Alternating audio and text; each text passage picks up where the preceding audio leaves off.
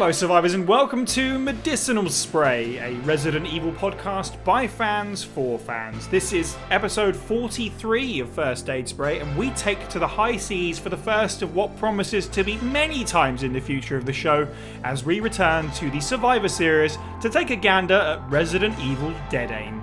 My name is Cy, and joining me on the panel this week, keep dodging Bruce. Wait, there's a dodge button? It's KDB, aka Kelsey. Taking a 3-hour break from Aliens Fireteam Elite to play a nearly 20-year-old Resi spin-off, it's Moist Owlet, aka James. Absolute authority. The undisputed king of First Aid Spray's Discord server trivia night, and yet he got the Resident Evil question wrong. It's Fire Button Steve Valance. Yeah, hello. Sweet, you get my buzzing in too soon.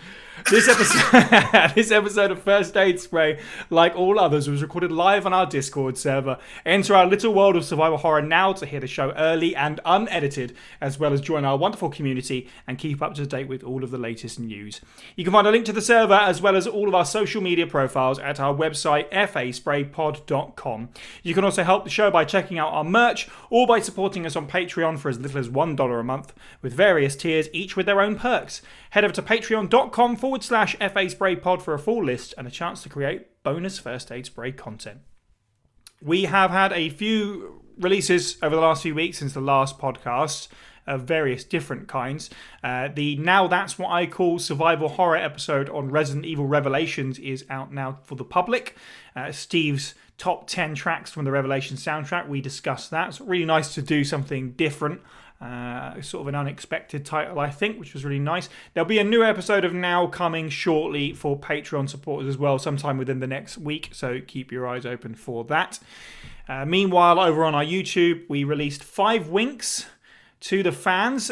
Kelsey wrote, voiced over, and edited that one, so that was a fun one indeed. And speaking of bonus stuff, our Super Metroid bonus podcast, where we waffled on with joy about Super Metroid and its anniversary, is now out on your podcast feeds and on YouTube if you haven't checked that one out yet. Get hyped for Metroid Dread by listening to us talk about the SNES Classic.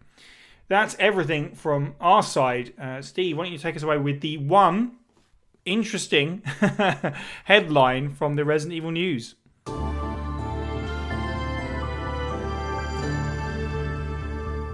So, Japan are to release 3 Resident Evil box sets to celebrate the series' 25th anniversary.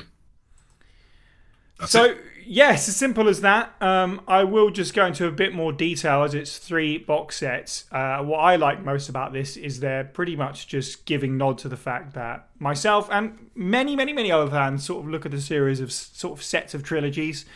So your first trilogy is Resident Evil Origins Collection, which is 0 and Remake, as well as the remakes of 2 and 3. They come in a nice black slip box with the Umbrella logo on.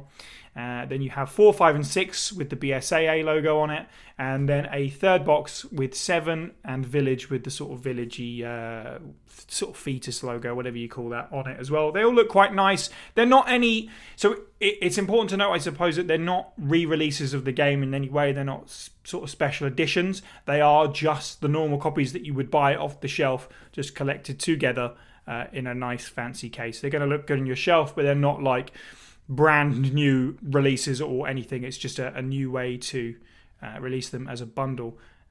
Steve, what do you think of these? Honestly, it's a nice touch. The fact they're acknowledging the anniversary with more than RE-verse. I'm not against RE-verse, but the fact that there is something. Mm-hmm. Not what I would have picked, but again, not against it. Is it just going to be for Japanese users only, though? Is there no Western? Well, that's what we know so far. That there's been no talk about releasing them elsewhere. This is the kind of thing that I wouldn't expect to see it elsewhere, sadly, which I suppose is a bit of a shame. Do we know if it's the censored or non-censored versions? Actually have. You can certainly figure that out. I don't think I have the information right in front of me, but they are censored. They're the censored versions. They are censored. Yeah. Yeah, fair enough. Kelsey, what do you make of this? Yeah, they look nice, but like you said, it's nothing new. So I'm not gonna sad that I don't have them. Yeah, it's not much to say. Shame it's not the OG games, but you know. Yeah, what can you do? I suppose that's true. I mean, this is for, I don't know if there's like an Xbox version or anything coming out for this. Looking at all these games, they are available on Xbox, but of course with it releasing in Japan, not a huge Xbox audience over there at the moment. So I don't know for sure if that's the case or not. James, what do you reckon of this little collection? They look really nice, but I won't get them. No, of course not. Yeah, because I mean, and at the same time, like with the censorship as well on 7 and Village, like it's we're getting less of a game as well if you do get it. So right, that's true. And 2 and 3 as well would be the I guess the Z versions or whatever you call them at however they define it. They haven't mentioned it, but I mean, I think we've gone past this era now. But and I don't mean to hype people up, but like in the past when they've released like region specific or like software specific stuff, there's been extra content. Right. That was way in the past. We're talking like 10 plus years ago. So maybe that's kind of something maybe I thought about, but yeah, I just won't buy them because there would be no point in them. If they come over here, then yeah, because sure we won't. Is the PS4 region locked? I can't remember. I would imagine so. Okay. In most, if not all cases, yeah. Yeah, that's fair. I mean, I guess with it being, as I say, just sort of the standard release that you'd pick up off the shelf anyway, a lot of fans will probably have most of these games already in some form, quite possibly all on the PS4. You know, I've only had a PS4 myself for a couple of years, and I've got the majority of these just because I thought, well, why not? I'll pick up 5 and 6 and stuff on the PS4 again. They retail relatively cheap as it is.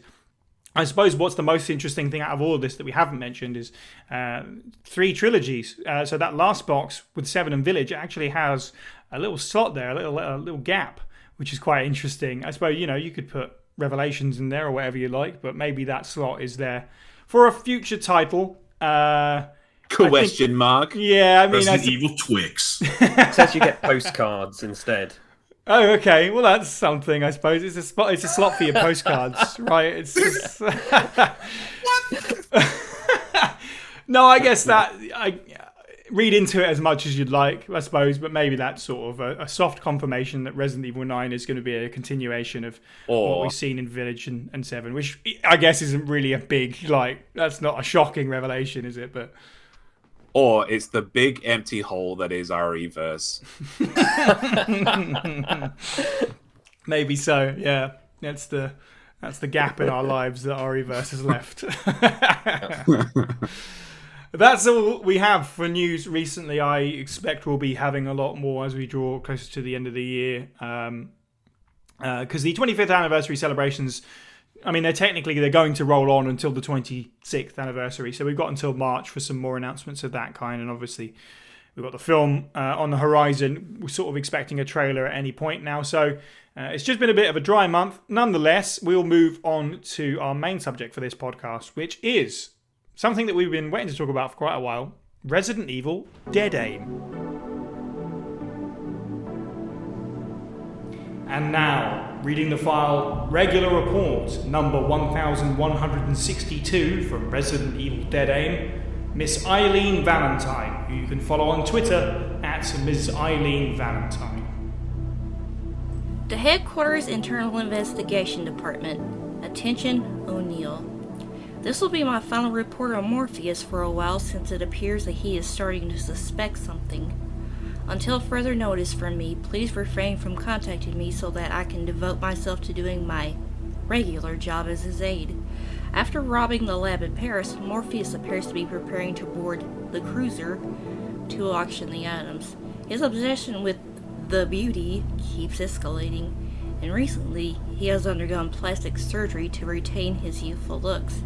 He often says questionable phrases like, "I will eliminate the ugly things in the world and create my kingdom filled with beauty." We need to take action against him before it becomes too late, since he's currently in negotiations with several countries, including the United States. So, Resident Evil Dead Aim was revealed at Tokyo Game Show 2002, released sort of throughout the first half of 2003. Much like Gun Survivor 2, it wasn't expected to release, at least in America or perhaps outside of Japan at all, but it did come to everywhere across the world. Unlike Gun Survivor 2, which didn't come to America, it's the fourth game in the Survivor series after Dino Stalker, sort of the weird Resident Evil Gun Survivor, Resident Evil Gun Survivor 2, Dino Crisis Gun Survivor, and now we're back with Biohazard Gun Survivor 4, Heroes Never Die. It was released to be compatible with the PlayStation 2 GunCon 2 controller, but I don't think anyone here has sadly had that experience with the gun. I have. Oh, you have, A million Steve. years ago. Oh, A million years perfect. ago. Well, in that case, what was your experience like? I imagine that was your first Dead Aim experience with the gun, was it? Yeah, I say GunCon. It was like some third party you get from, you know. Yeah, it was okay, honestly. My memories of this have changed. We won't go into it just yet, but yes. It was adequate for teenage Steve to enjoy the game. And honestly, it's very much in a similar process to when you would use a mouse now. Right. Yeah, when you go into use the pad for most of your manipulation, then you go into aim mode and use the GunCon, or in this case, it will be the mouse, to manipulate the screen and blast the enemies in them foreheads and stuff. It's fairly what you'd expect, especially if you played, you know, the Western copy, the European copies of Survivor.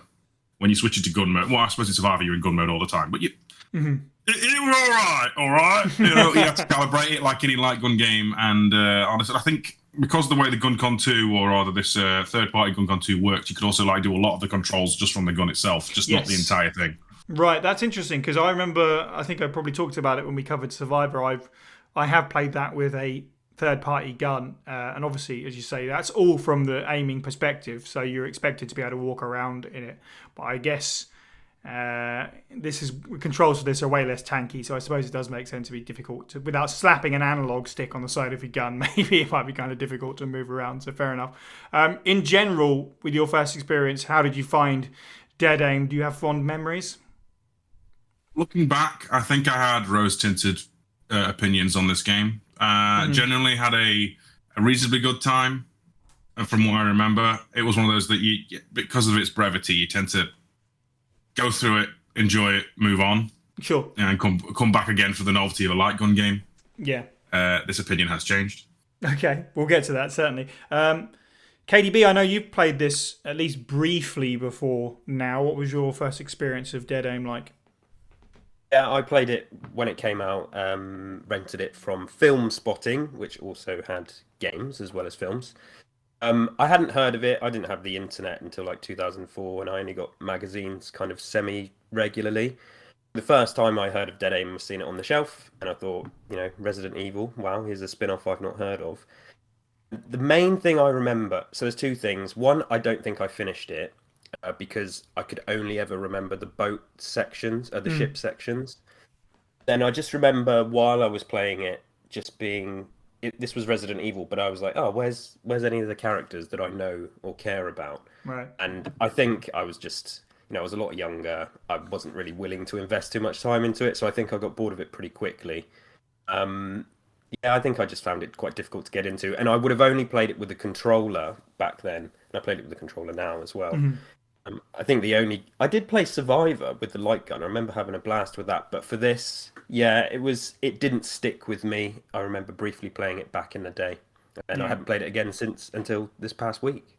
Kelsey was like, "Where's Ark? How can this be a Survivor game without Ark?" Yeah, do you know, this is one of the few games that I just never got around to. I've never played it until now. Maybe I booted up for a couple of minutes, but I never actually sat down and what I would call actually played it until now. It's just one of those things that I get just sort of putting off. I've had a copy for about a decade, I guess. It was when I got sort of after a lull, and I came back to the series a little bit around 2012 when the Revelations came out and stuff like that. And I had a bit more disposable income, so I was buying stuff like the S.T. Perry books and just buying a bunch of spin-offs I hadn't purchased. That was when I first bought the Outbreak games and stuff like that. So I remember buying it around that time, but I just never got around to booting it up, and I haven't played it until now. So this is like James, of course, I'm sure you've never played this before. This is my first experience with it for the podcast. So there you go. So as sort of touched on, this is a survivor game with a twist. It does have first-person elements, but it is a combination of third-person running around 3D environments and then swapping to first-person for combat. That's kind of like the big hook of the game. James, how did you feel about that concept? Well, I remember because me and Steve we played this recently, and I remember as soon as I picked it, because I was the first one to touch the controller to play it. As soon as I picked it up, I went, "Oh," because I mean, Resident Evils are like in general are pretty, especially the older ones, are pretty alien if you compare them to recent titles, and like, but when I picked this up, it felt even more alien, and I was like, "Oh, okay, how's this gonna work?" And yeah, so that it was an experience, and I'll talk more about kind of how I dealt with it later on, because it was so, and please don't hate me, because it was so clunky. I found ways of just dealing with that, and not using most of the tools that I was given,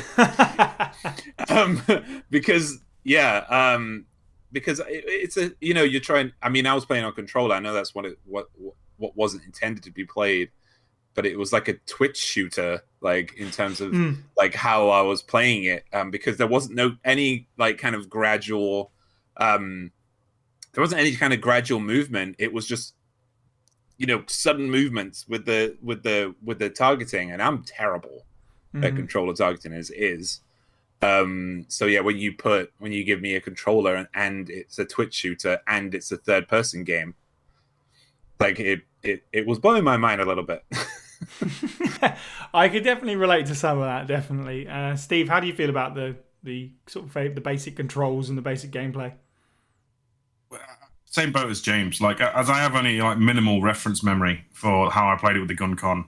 Using the controller, not the best time. Especially considering that I am, this is quote unquote learning from the internet.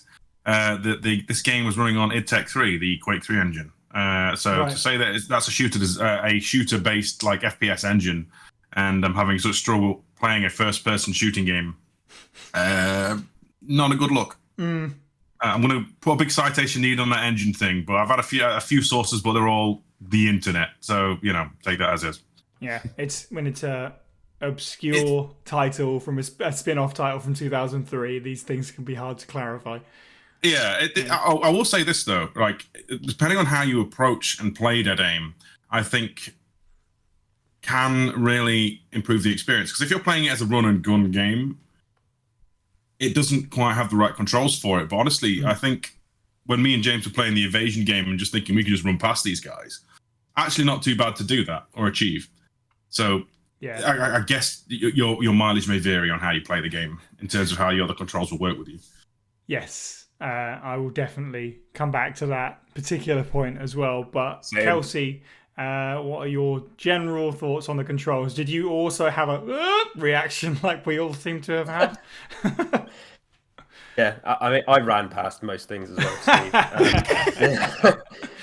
It's just the best way to play it. Yeah. It's a good concept, and I think, from what I understand, I did a bit of reading. When it came out, a lot of people thought this was a really good effort at trying to mix the two, kind of the first person and third person. Like, it wasn't like panned or anything like that. It's just clearly supposed to be played with a light gun, and with the controller, it is. James said it's just clunky, and it's a shame because I don't hate the switching between third and first person in kind of on paper, but when you actually have to do it with the controller, it's a bit of a pain. Shooting is fun, and thankfully the D-pad lets you lock on to things, which makes stuff infinitely easier. Never knew that. Didn't know that. Yeah, James, I didn't find out until about halfway through. You just hit left or right, it switches cycles between enemies. Okay. It doesn't let you invert y-axis, which for me almost completely spoilt it, because I need to invert, so it made it a bit more of a struggle. Maneuvering in third person is quite difficult. Like, there's no quick turn. Luckily, most of the enemies are really slow, so you can just run past them. Mm-hmm. So yeah, controls-wise, super, super clunky. Didn't hate the concept, just it was a struggle to play it for me. Yeah, the clunkiness is. It's one of those things where I can sort of look at it from various different angles, because what James has said is sort of about Resident Evil controls always being kind of alien, and sometimes we defend that as kind of like it's intentional or it's a limitation, blah blah blah blah blah, that adds to it overall. I couldn't help but think about that some of the earlier games that came before this, where that sort of adds to sort of the mood of the game and how you feel playing it. So it did provide a little bit of charm in that way. I was okay with some of the clunkiness. It made me think of classic Resident Evil.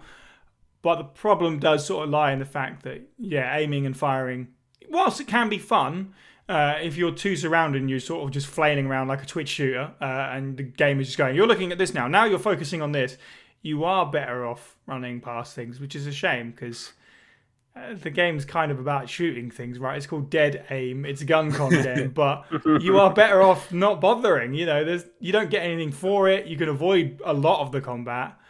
I don't know. It's weird. I have to chime in. Two things. There is a quick turn. You tap down on the stick twice, it flicks you around. Again, I was looking for it and I couldn't find it. I discovered it by accident, guys. I was literally. This is a James Moore style revelation to me when I found it. And two, enemies do drop items, including bullets and I believe a few lawn knives. Oh, Yeah. Okay.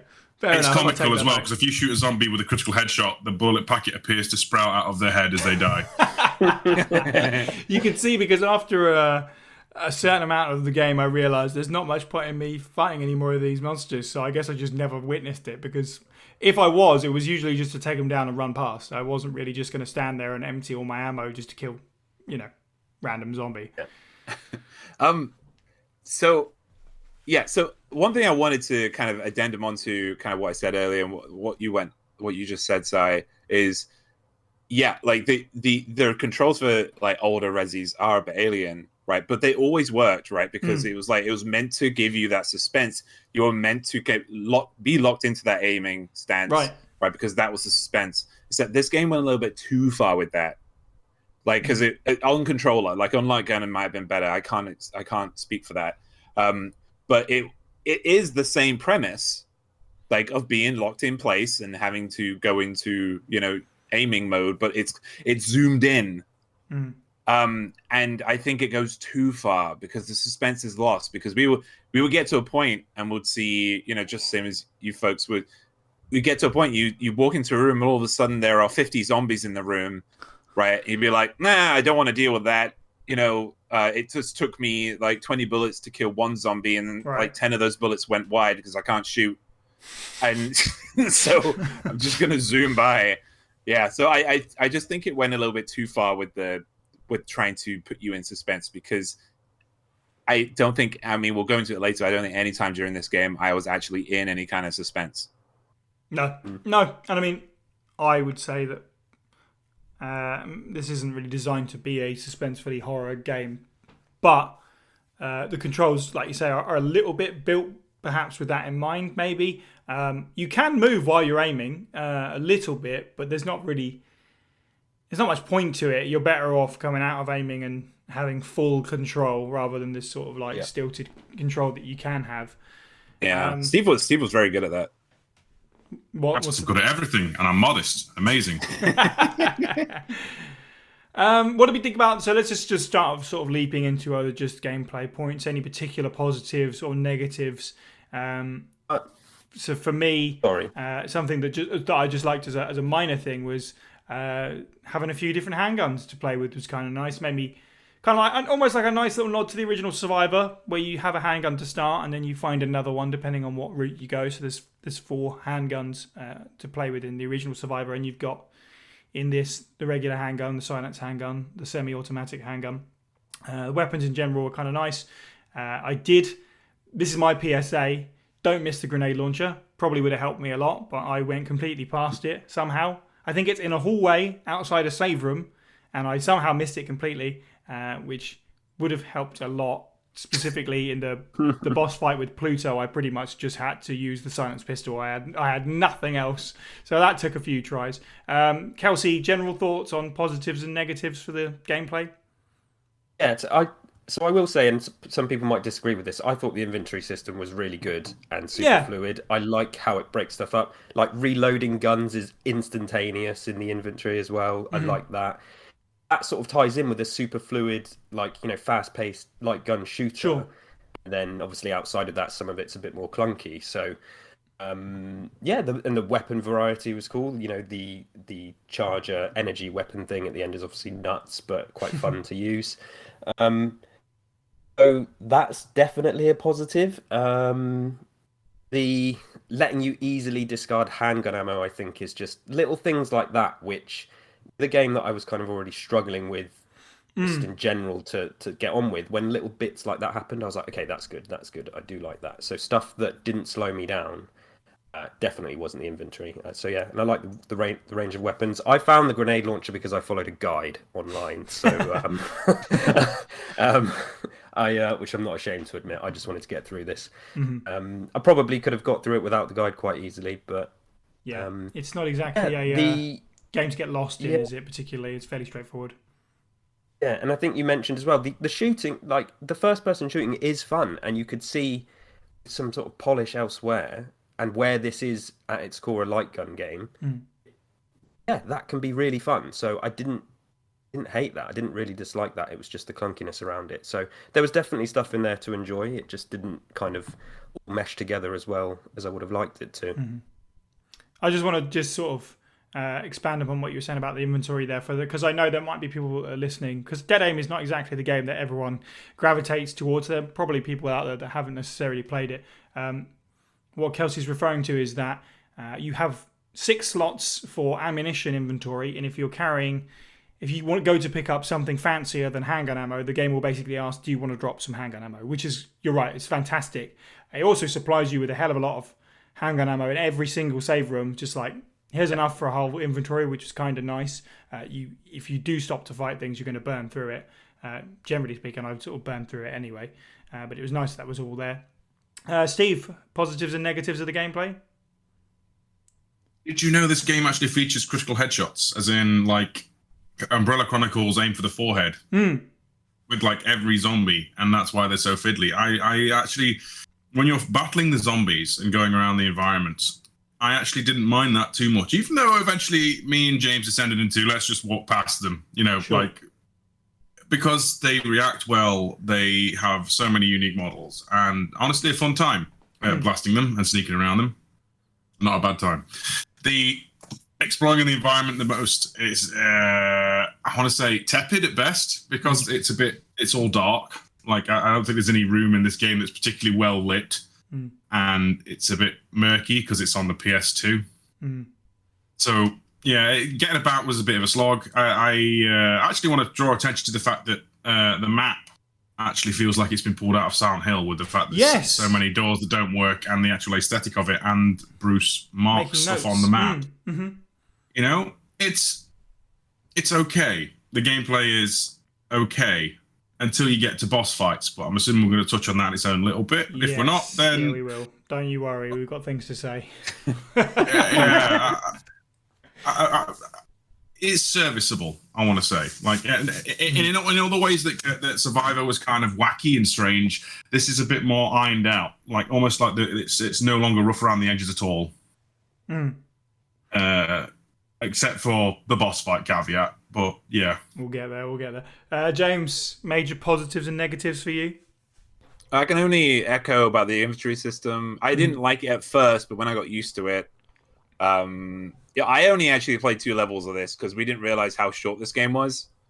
Right. So Steve just kind of, raged through the other 4 levels. But yeah, but because we were like, this feels like it's going to be the end of the game, and then I looked up and it is the end of the game. Over. Yeah, yeah. But yeah, inventory system is great. I would have liked in the inventory system.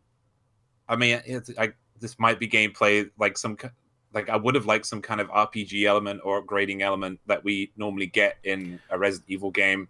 That would be cool. Because we never got that. We got, oh, here's a new handgun. Here's another new handgun. Yeah, You know, as much as I kind of like all the different handguns, you're right. Maybe it would be cool to have pieces that you can snap onto your handgun instead. yeah. But I mean, yeah, like it was very satisfying to get those crits as well. When you did get them.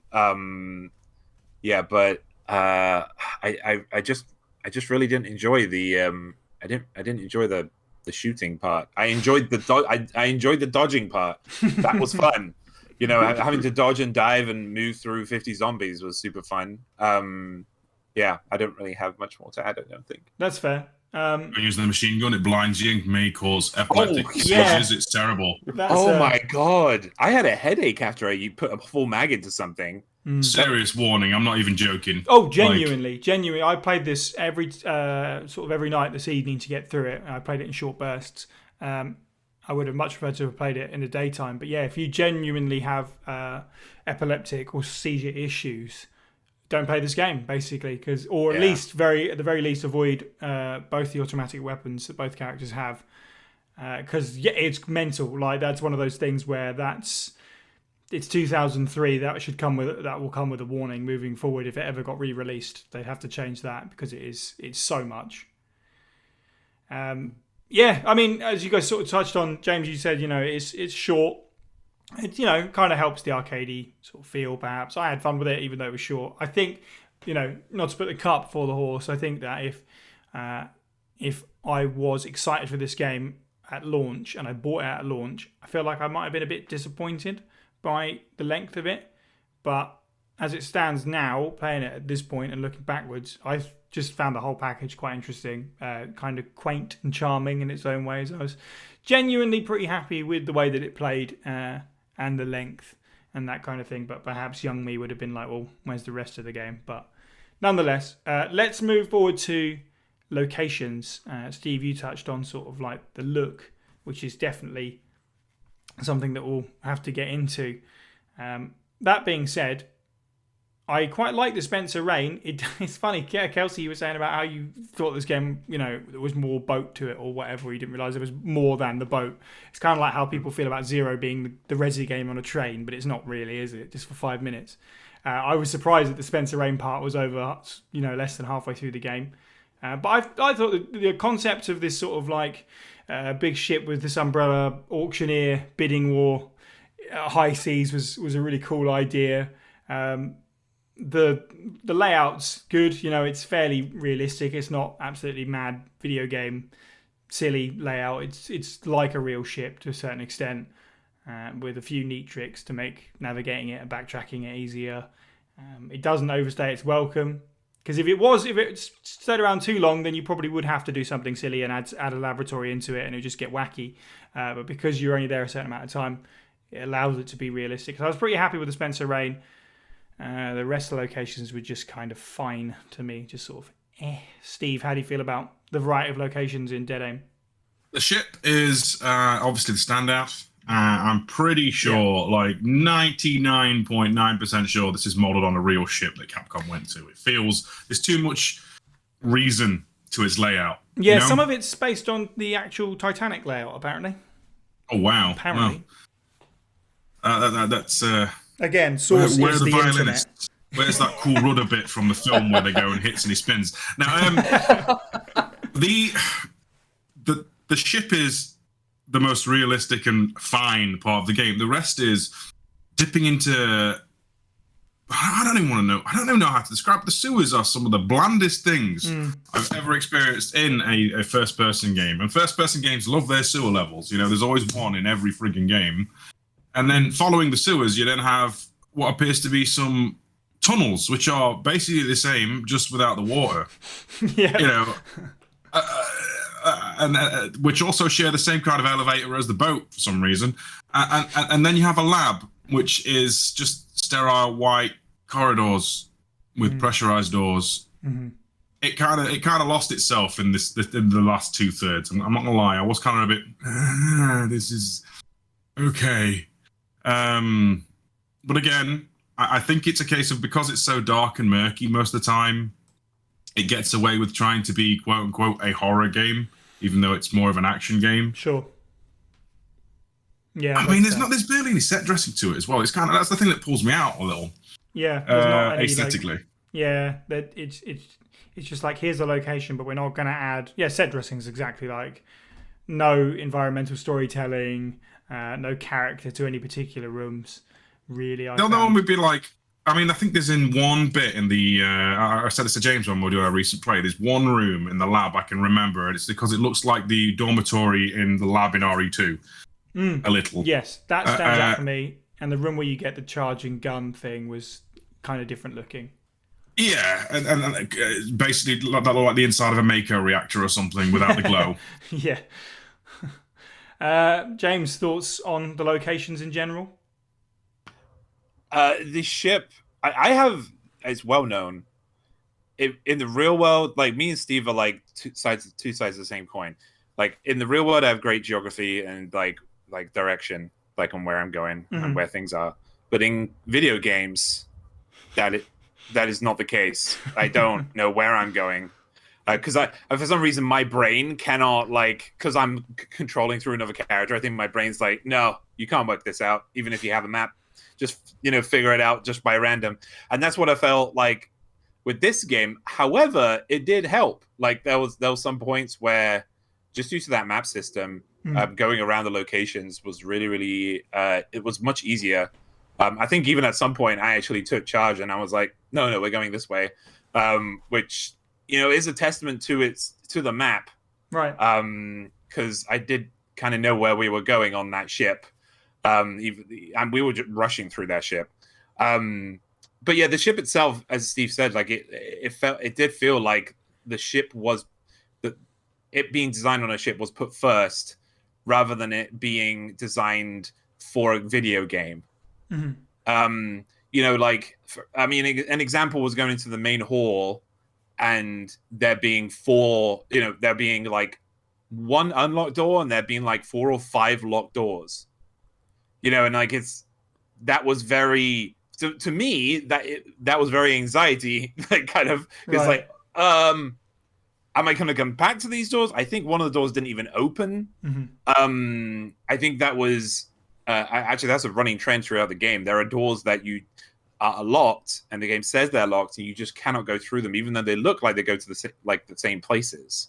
Like, and there's some doors that just lock behind you. Yeah. Like, and it's like, but they don't tell you that, and there's no reason for it. They just happen. And in previous cutscenes, within the ship. And later levels, there'll be a door that will open. You cannot go back to that door. Like you can't because we tried. You cannot go back to that door. There's no way. Like it's like because we were going through a certain section, and it was when we were doing the Fong section, and 2 doors opened up, and we were wondering how the hell do we get these doors? Surely they're going to open up. This is a Resident Evil game. Surely they did open up, but we could not go back. Like to get those doors. At least we couldn't find a way anyway. Right. But yeah, so that I mean, the cruise ship part was great because it was just plain sailing. It was go from one side of the ship to the other, do the objectives. The ground waterways and the freight passage. It was so boring and like I felt for Steve. I apologized to him. I said, "I'm so sorry. I just passed the controller to you. And you have to go through the section." Yeah, ladies and gentlemen, listeners. Yeah, James gets the boat part of Dead Aim and Steve got the rest. Yeah, because we didn't realize how long the game was. Like, I did take the controller again, like momentarily at the end of the game. I know you guys can remember the benthic laboratory, but I can't remember anything. Man. No, I can't remember anything. The missile facility, though, I can remember that. Because you know why I can remember that? Because we were both very upset. I'm guessing that's something we're going to get onto later, I imagine. Yeah. Okay. I mean, but overall, the way the locations looked, especially for the time this game came out, they looked great. It's like the environments looked fantastic. Okay.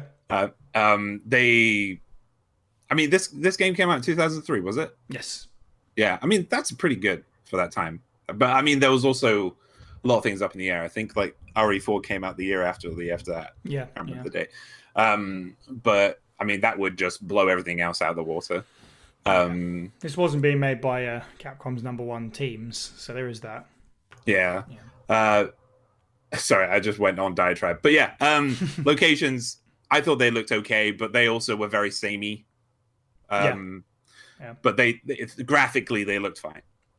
Yeah, the graphic. Yeah, I agree. We'll talk about sort of aesthetics later, but overall the graphics are fine. But yeah, for me, it's just, as everyone said, they just get a bit drab and boring. The further down those sort of corridors, you go, further down those tunnels you go.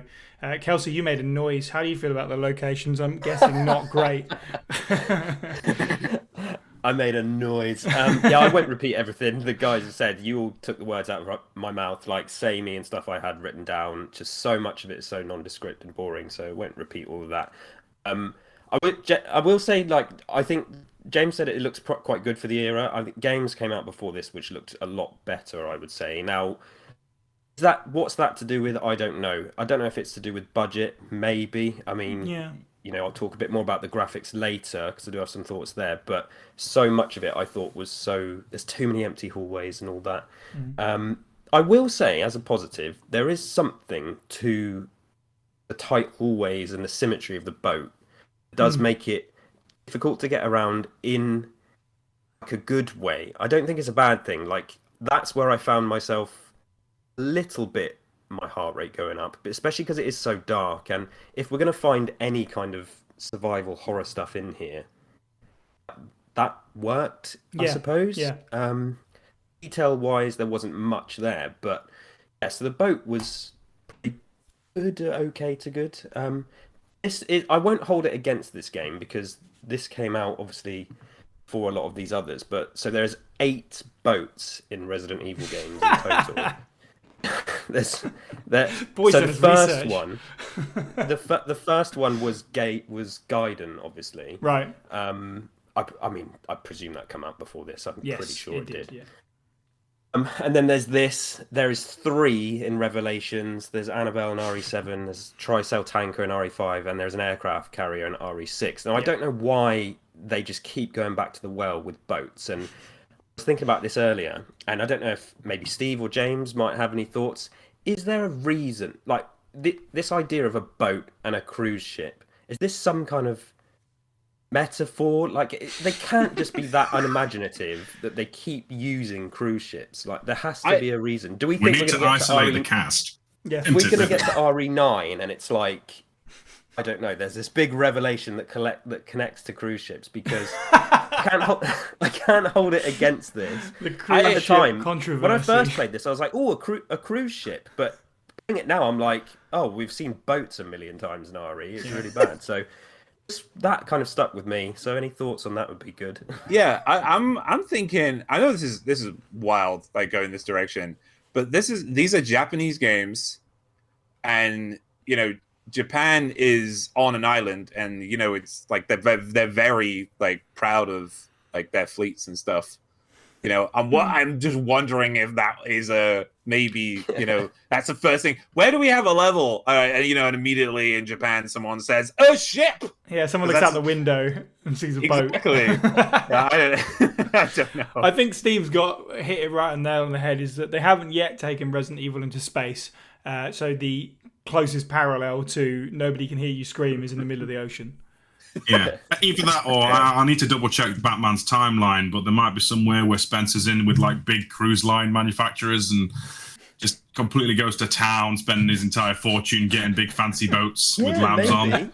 I want to say Big Farmer and then Big Fisher, but that doesn't make sense. Excellent. It's just and I will say I love Revelations, I've said before, and I love the cruise ship stuff in that. But just I've just thought about it after playing this. God, there's so many of them, and I can't think of another franchise that just reuses the same location over and over. This is called Resident Evil Dead Aim. There's so many Western influences in it. Why is it not set in a desert, in a saloon or something like that? That's what I want to see. Got a bit sick of the boat. But there you go. And now, reading the file Morpheus's Journal from Resident Evil Dead Aim in character as Morpheus D. Duval, David Lamb, who you can follow on Twitter at DavidLambVA. Thoughts? on my kingdom. The symbol of power is in Africa. The symbol of knowledge is here, in the biosphere. The symbol of beauty is mine. The beauty controls everything, and I shall dominate it. Establishing a kingdom where beauty has absolute authority is the dream, which I must make a reality. I was disappointed by Umbrella's betrayal, but that's fine. I'll just use them in return, if I secure enough funds. I will materialize the construction of my kingdom deep in Africa. Morpheus D. Duval. All right, well, let's sick of the boat. Let's move away from locations and talk about BOWs for a bit. This is something that I feel overall pretty positively about, so I'm interested to hear what other people thought. For me, I'm pretty happy that there's some decent amount of originality in here. You got zombies, you have hunters, but they're sort of brand new variations, which we'll get into. Even some of the original creatures, right, so the Nautilus and the Torpedo Kid, they're pretty rubbish, but at least something new that you've never seen before in Resident Evil is kind of cool. Pluto is essentially Skag Dead, but it was new then, and it was like, oh, it's a brand new monster. We didn't... Like, so much as I love Survivor, and the reasons that I love Survivor in doing sort of include throwing everything at the character, it has, giant alligators and tyrants popping up constantly and stuff. This has got brand new and exclusive BOWs that have never been in anything else. Kelsey, what do you think of the sort of roster of enemies? I agree. There's some variety in there. The zombies are a bit kind of Naff. They're zombies, yeah. But outside of that, like the hunters were super cool. They caused me more damage than anything else in the game. They're super fast with their jumps and things. Torpedo Kids, like the name's a bit silly, and you never get a great look at them. But again, it's like, oh, this is new. This is like a good concept. So exactly what you're saying. Like, there's a nice variety in here. But I will say I liked the captain of the ship zombie. If I'm going to pick a zombie, I forgot about him. Yeah, that was cool. A cool little section, and he's obviously the captain and all this kind of stuff just because of the way he's dressed. Outside of them, the tyrant, it's cool to see a tyrant, but it's just so flaccid, like as a boss, that it doesn't leave any kind of lasting impact. And I won't go into too much about the other bosses, but the same sort of thing with them. The boss fights were just, they're just like some of the easiest parts of the game for me. They're really uninspiring. The end boss is just a giant blob, and it's a bit uninteresting. Though I did like the head popping out of like the buttholes on the front of the blob. It just sort of one had to say it. I'm glad it wasn't me. Like a bit like whack-a-mole. So that was fun. Yeah, there's some intrigue in this, and they tried to come up with a few new things, which I really liked, and it's definitely one of the strongest points of the game, I think, in terms of that. When we look for things, and I'll talk about this more in my summary about what make this a Resident Evil game, for me, it's kind of strong, that sort of stuff with the BOWs, and whether or not they're easy to kill, fine, that's a gameplay thing, but design-wise, they've tried to do something. No big complaints, really, apart from, like I said, the boss fights. I will say two sort of corrections to what I previously said. Number one, I said not really a game based around suspense all that much, but when the glimmers show up, that was deeply terrifying. And talking about putting enemies down, I don't think I killed a single one. I just unloaded all my ammo into it, and they just kept getting back up. So that was another case of run past, because terrifying, sort of like glowing red eyes in the dark. I actually really, really liked that whole section for that reason. And I literally just said zombies are a bit naff. They don't really pose much of a threat, except one moment where you're in the waterways, particularly when you're playing as Fong Ling. You go up a staircase, get an item, and come back down, and you've been chased by a bunch of zombies. At this point, they all just sort of gather at the staircase, so you have to sort of like cut a path through, which I thought was kind of cool. James, how did you feel about the BOWs in the boss fights at large? I'll talk about BOWs first. So, yeah, this game has got a lot of callbacks to like the previous games that came before, and kind of because Sonny just said in chat, maybe this is like a test run for future games like RE4, etc. And you can see that in this game. They've also got they've also got like wasps. Yes. I think they're called halberts or halberds or Yeah. something. Yeah. Which we again just ran past. But yeah, I remember we saw, and I think we were just screaming at each other at this point. We were just like, bees, and we just ran. We just ran full Nicolas Cage. But yeah, we were terrified of those glimmers as well. Like the red tracing that they were doing around. Yeah.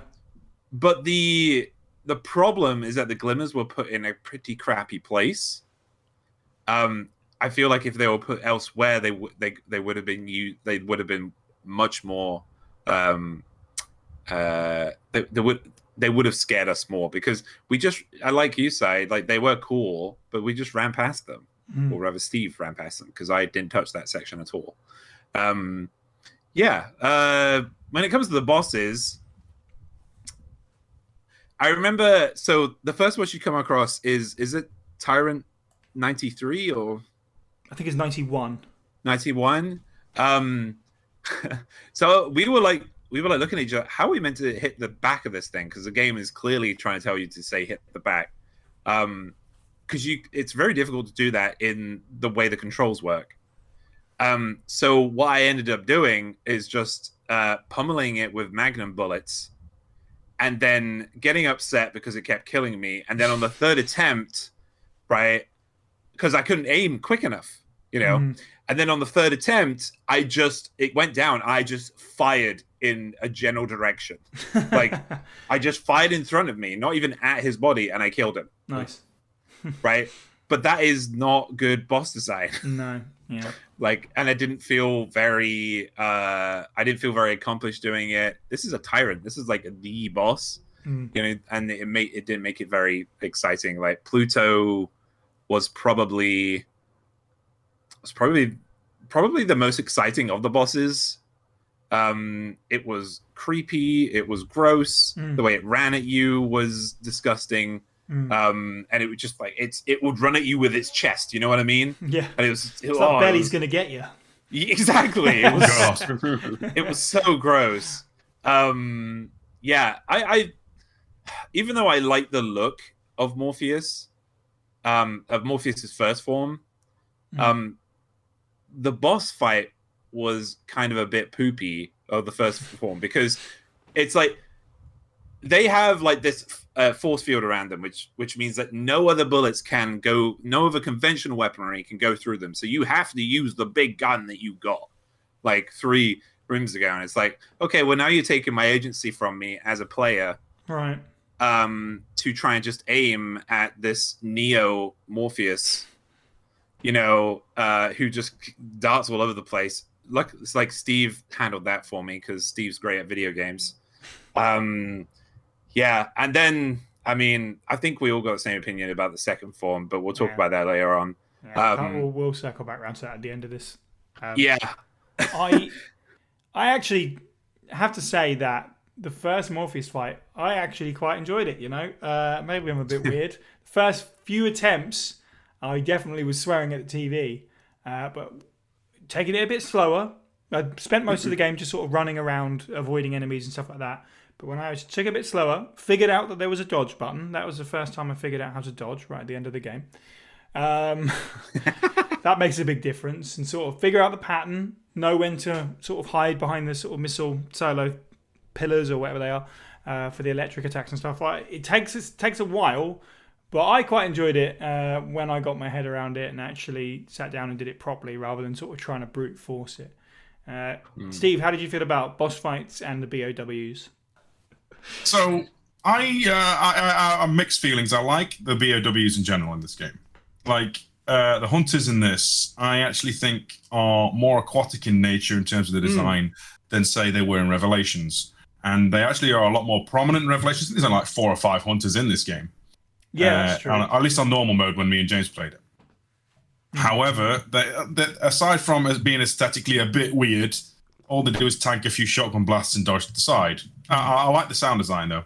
The zombies, I really do like the actual sound design of these guys. Like, I only think like the remake of 2 and 3 have made the same kind of horrible hauntingness to them. where they actually sound like ill people that are possessed by horrible hunger or just uncontrollable, mental faculties. Which I actually kind of like for a horror game about zombies. That makes sense. Yep. Nautilus and Torpedo Kids, complete garbage. I just see a giant blob that fires organic missiles, and that's just boring. That's just meh. The giant cockroach bosses, whose name escapes me, I thought was actually a fun little fight. A bit attritional, but there's actually an emphasis on evasion. It's enough for even a light gun game that's manageable. And the glimmers, I will differentiate from James. And I think maybe it's because I have an affinity for the PS2's weird trace line effect. I don't know what you probably call it, the little Akira lines. When they move a light and it's got a blur. I really like that in the dark. I also did not manage to kill a single one. I don't know if they've got like a certain moment when they're vulnerable. Right. Yeah, okay, that's not just me. Yeah. And then we get to the bosses. And now I didn't fight against the tyrant, or at least the first tyrant. But yeah, it just came across as just an attritional mess. Now, me and James in our most recent playthrough missed a integral file about Pluto, which emphasizes its death. So you can actually just, if you take your time and are very patient, you can snipe him out with the silenced handgun, and he'll be confused and bewildered by the whole affair until his brain pops out, which is hilarious. We had it in a more attritional sense, in that we were just literally, swallowing medicine and blasting it with a shotgun at point blank range. It was not a good time. Although points where it's due, it perhaps has the most ridiculous sound effect for a large enemy running in any game ever made, ever. Yeah, if I don't ever have to hear that sound again, it'll still be too soon. I'm trying to figure out how to, it's like the sound of vomiting backwards. It's unpleasant. I like Morpheus's first fight too. Like, I think when you realize the dodge button is integral to that fight and patience, I almost had I got into like a Dark Souls mentality zone. Very for zen. it. Yeah. Yeah. I think the game should have ended there. In the history of all Resident Evil boss fights ever made, ever, from now until the year 2057, the second boss fight with Morpheus is easily the thing I have ever had to contend with in any game. It's James can attest to this, that I very, very uncharacteristically lost my my mental faculties to the point where I almost threw my pad through the TV screen. I don't do that. I'm not a rage gamer. Guys, Steve stamped his foot. The game should have ended after Morpheus died. You could just be running away from an expanding blob. Like that boss fight it's I don't know how to describe it other than like he either moves too fast or he moves too slow. The first phase is a joke. The first time you fight him is a joke. And then the second time, all of a sudden, it'll get to the point where you're doing well, and then for some reason your bullets just stop having the same effect they do. Right.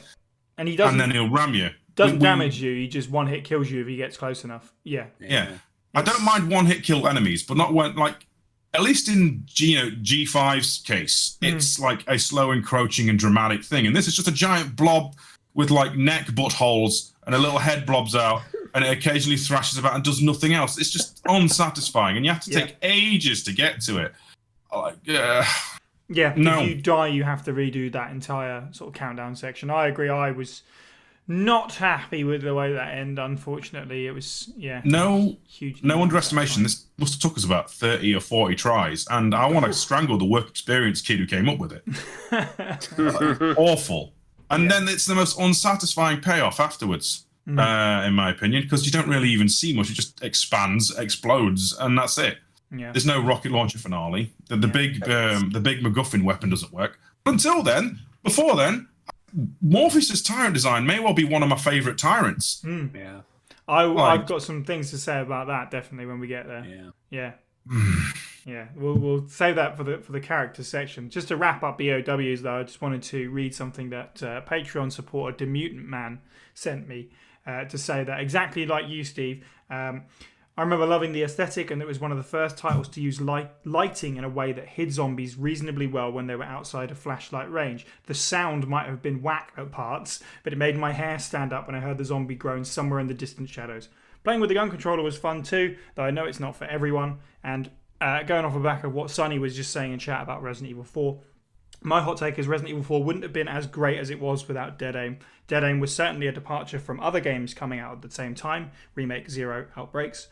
The first RE over-the-shoulder game with zoom-in aiming mechanic, the first time we had a fairly different inventory system, and if you squint hard enough, I'd say Bruce and Fong Ling are pretty reminiscent of Leon and Ada, which is quite interesting, which brings us nicely to character discussion. James, what do you think of the cast? You could start any. We've only really got 3 characters to talk about, so wherever you want to go, lead the way. Yeah, so Bruce McGivern. McGivern? McGivern. Of the US Stratcom. Is this the only time that's been mentioned in this franchise? I think so. Yeah, like I was. What the hell is the US Stratcom? The US Strategic Command Forces. Okay, it's a real thing, James. Just so you know. Okay, man, it's like when you take yourself too seriously. But yeah, so this force is like that Bruce is part of is basically another force that is meant to take down Umbrella, and Bruce. Malivin, I don't know. It's a weird name. That's such a weird name. He is. I didn't like him. Right. Like he was like he didn't really have a personality. The voice acting for him wasn't great. The voice direction of him wasn't great. The subtitles never fit what he was saying as well as anybody else in this game. Like, nope. It was he was cardboard. And I could see what they were trying to do with these characters. They were trying to create a new like kind of branch to go down. You could tell that by the story, which we'll go over later on, right? But yeah, Bruce, and I think I'll repeat this for other than Morpheus, for Fong Ling as well. They were just like beta versions of Ada and Leon. Even Steve said when we were playing, like Bruce has that aesthetic. Yeah. He's got the gun holsters over his shoulder. He's got the rolled up T-shirt on, the denim jeans. That we're going to see in later games. Fong Ling was a bit more unique though. Mm-hmm. Like I liked her character design. But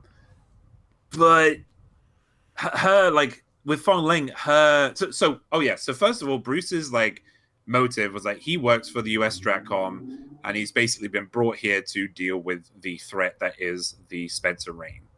And then Fong Ling is basically doing the same thing because both of these people, their governments are being put under ransom right now by Morpheus, just to give you guys context. But they also are working against each other, Bruce and Fong Ling, right? So it creates this kind of interesting.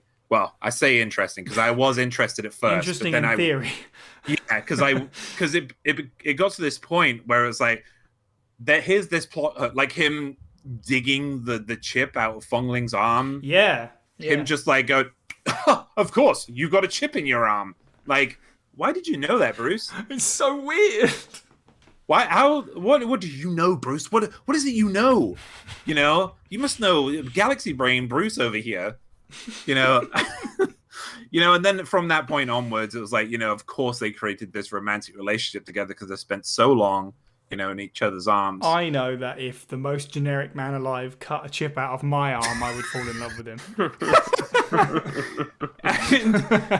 and yeah, it just, without like going on too long, it just became this problem for me personally, because this is like a common thing with like stuff back then, typical 90s, noughties, early noughties, like romance is like it just happens because reasons, and then we get to the end. But yeah, they're just leaning on Eva 2.0, well, not even 2.0, they're 0.5. Yeah.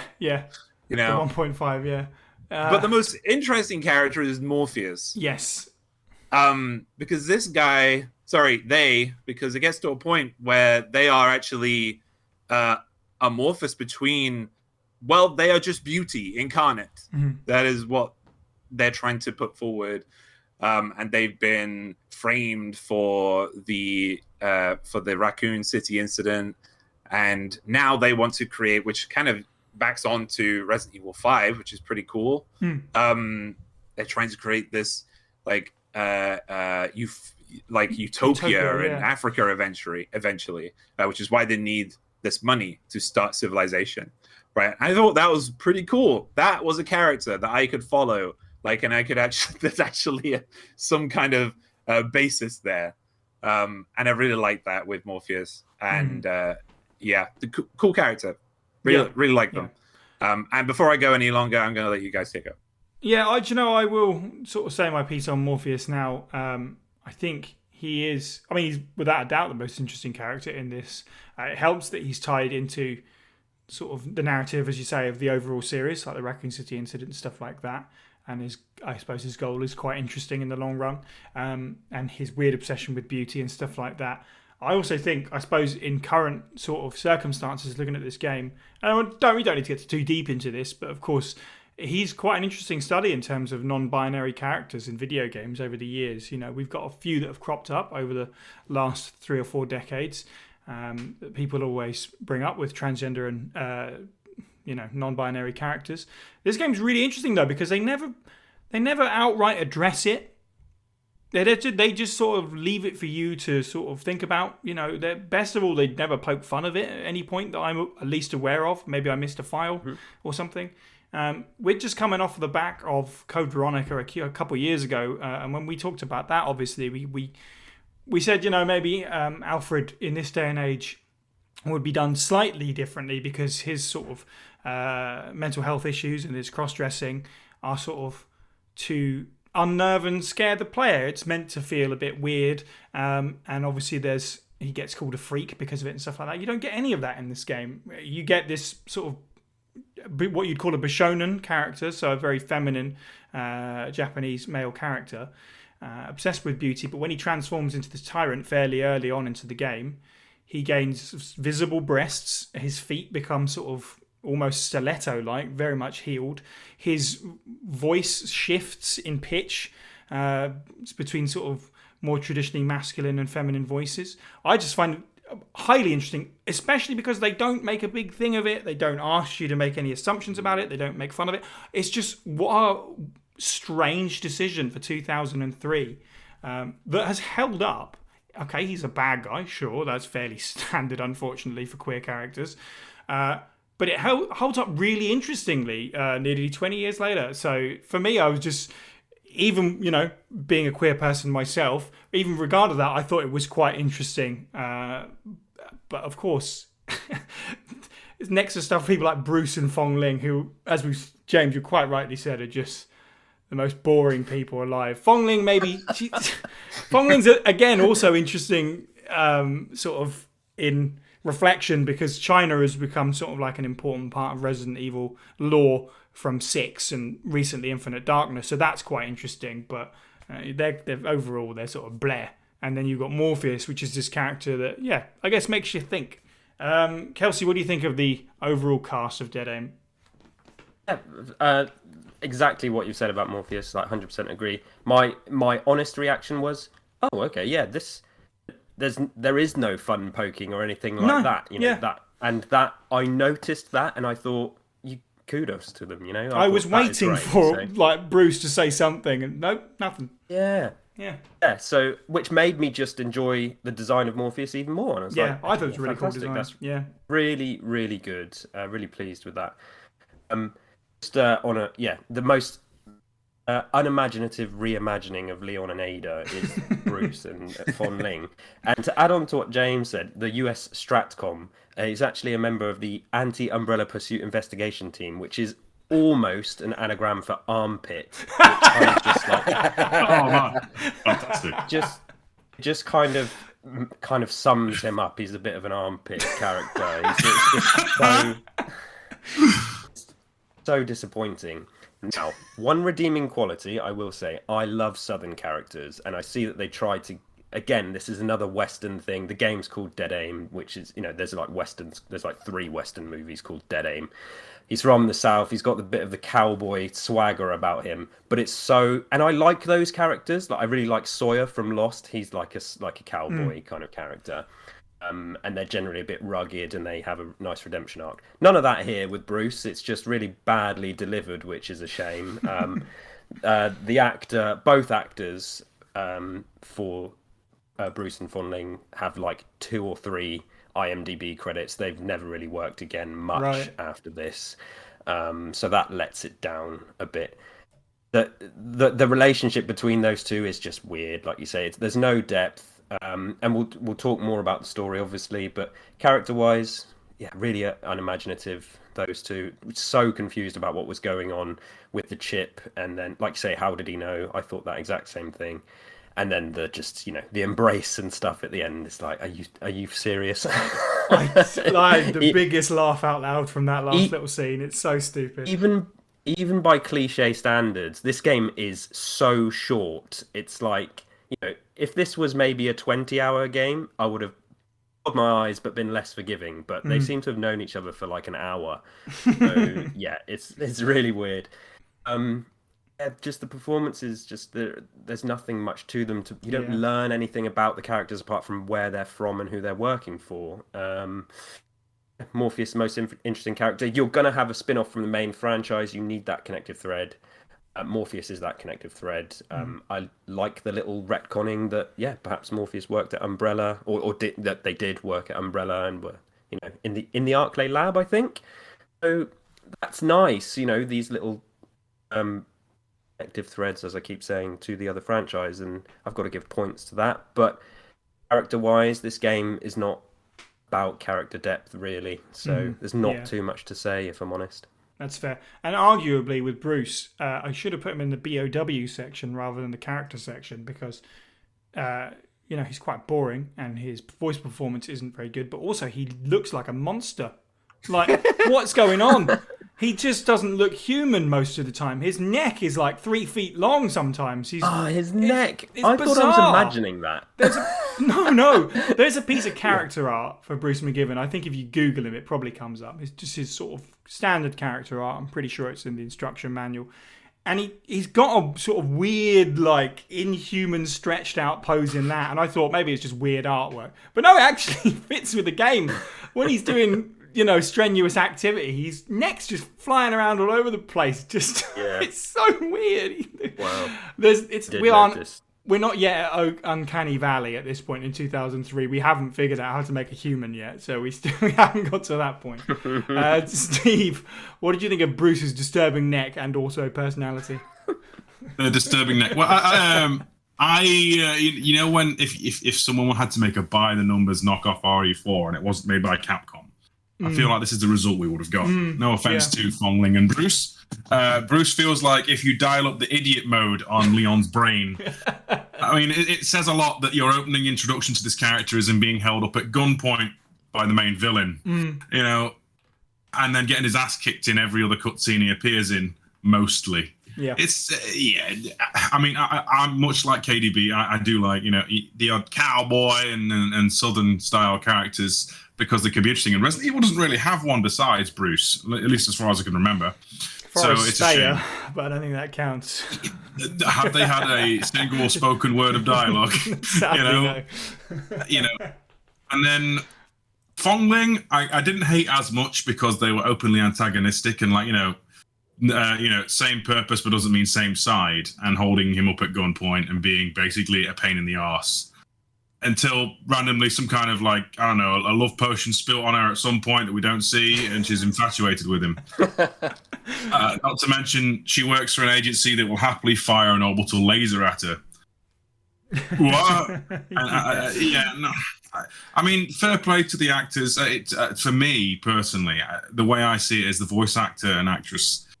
They seem to be either recording in the same room, or there's some level of winking or giggling you can feel that the voice actors are doing in between takes.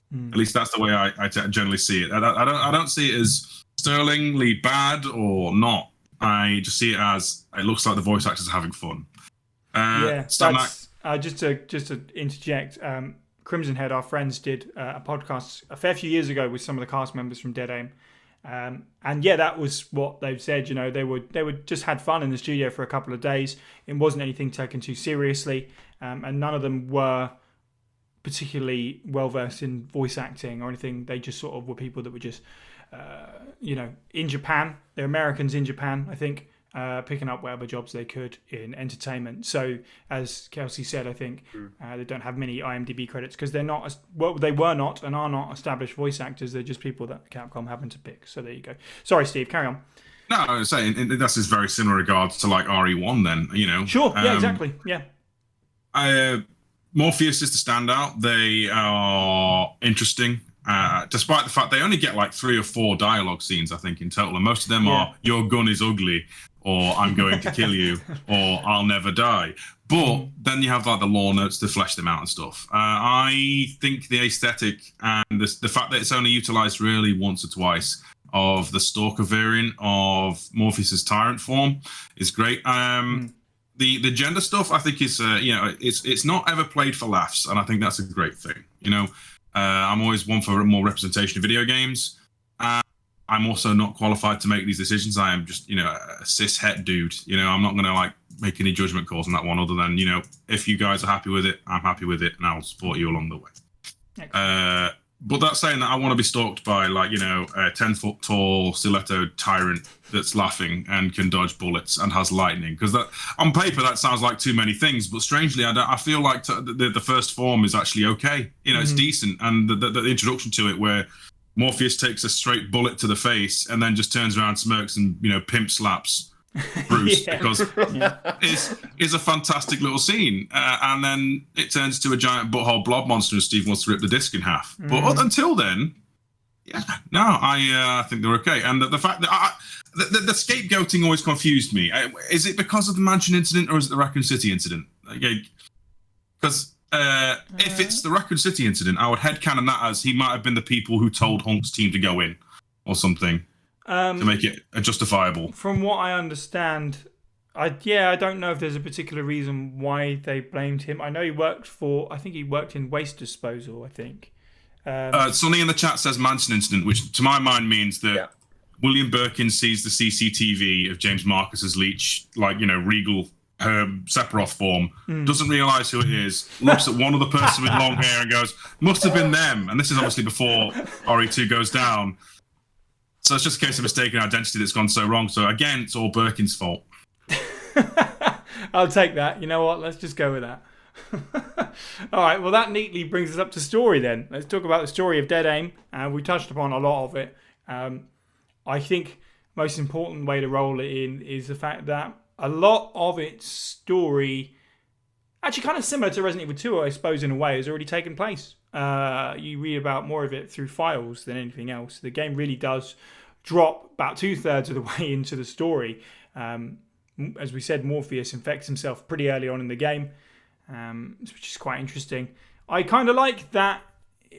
I like Resident Evil games where it's kind of up to you how much of the story you want to take in. You can fully run past all of the zombies and run past all the stories and not really bother about any of it. Or you can track down the files and learn about Morpheus being blamed for the Arclay incident, him stealing T-Virus from the Paris facility, which is a cool little thing. And I assume G as well at some point.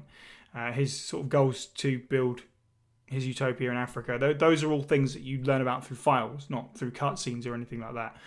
I guess my only complaint would be that files don't sort of glint at you like items do, so it's quite easy to accidentally miss some, I think. I don't know how many of them I picked up, but I certainly feel like I didn't get all of them, even though I've probably read them all online before.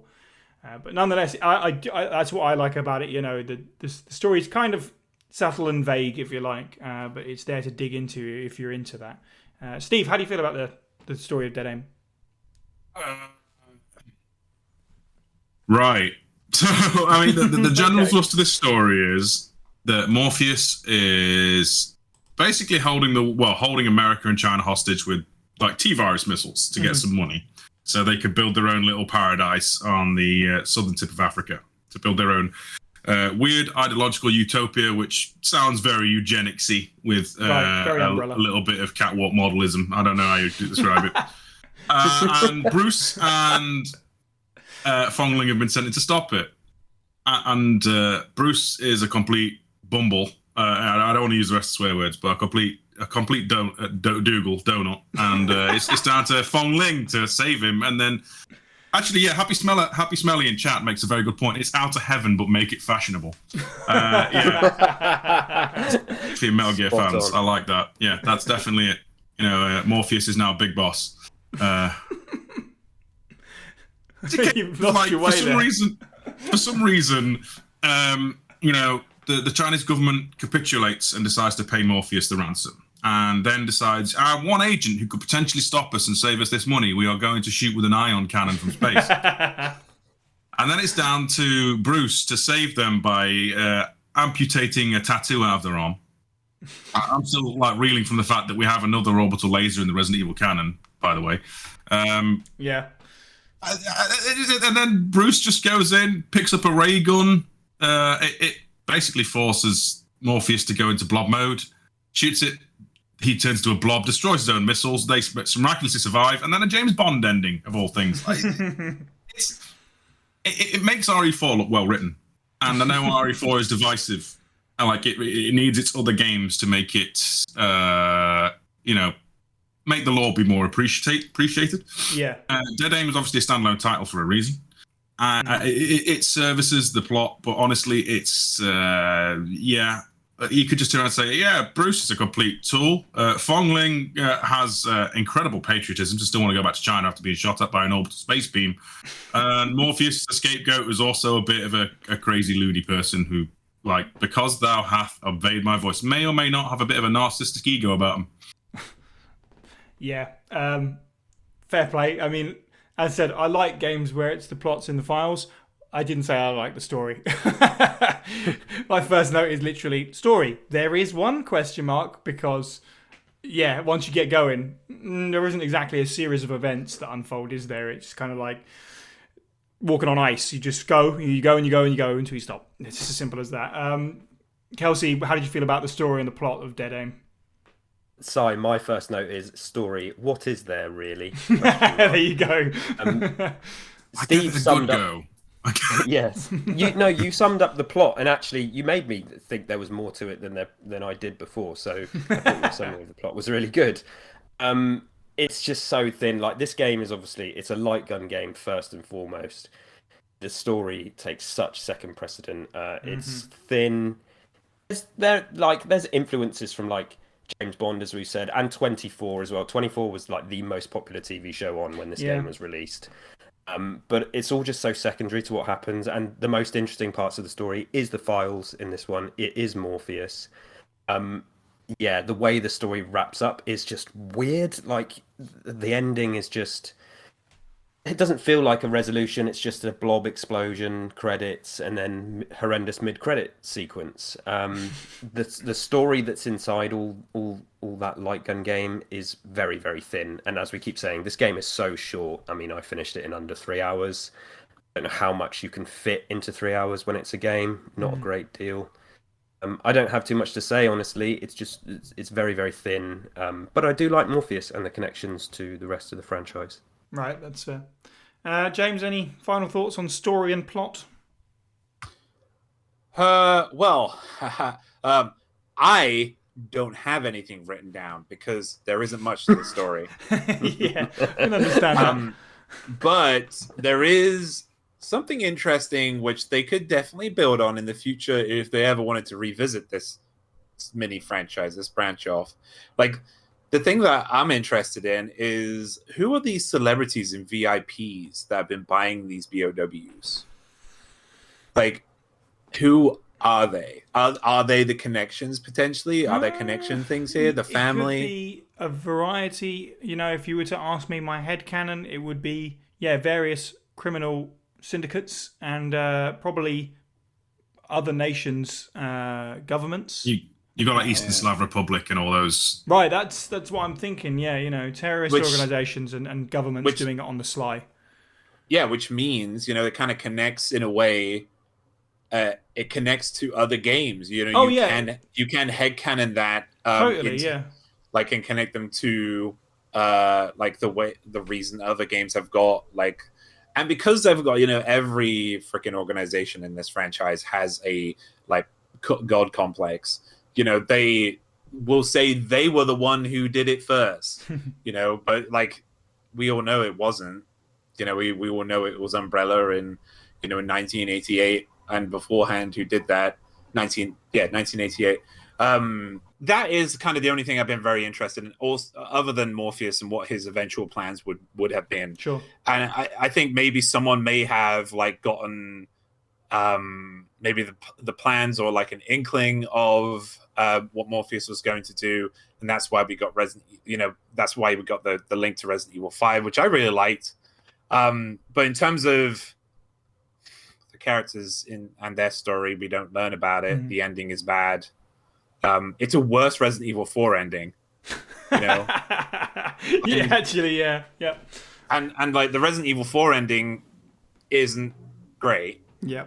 Even though the game is fantastic. Oh wow.